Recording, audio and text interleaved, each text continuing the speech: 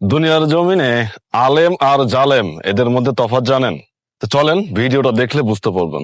আমি মনে করছিলাম অ্যাডলফ হিটলার মনে হয়। দেখলাম ও বাবা মারা গেছে, জানাজা পড়ছে, এইভাবে তুলে দাঁড়িয়ে আছে। এখন যে কোনো দেখি সালাম ফেরান লাগবে তাও জানে না। অ্যাডলফের মতো সন্তান আপনি জন্ম দেন, ও যতই সুদর্শন পুরুষ হয়ে বাংলাদেশ কাঁপিয়ে যাক, আল্লাহর কসম কিছুদিন পরে দেখবেন তার মাকে বৃদ্ধাশ্রমে রেখে এসেছে। এটা গেল আলেমের বাণী। এবার চলেন শুনি জালেমের বাণী।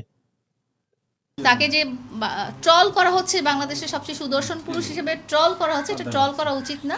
উনি সামনাসামনি অনেক সুদর্শন একজন পুরুষ এবং অনেক সাহসী। বুঝলেন তো, একজন মুসলমান হিসাবে দুনিয়ার জমিনে একজন সুসন্তান রেখে যাওয়া একজন মুসলমানের জন্য যে কত বড় পরম সৌভাগ্য, সেটা মানে 12 ঘাটের পানি খাওয়া লাইলার মতো মানুষগুলো কখনো বুঝবে না।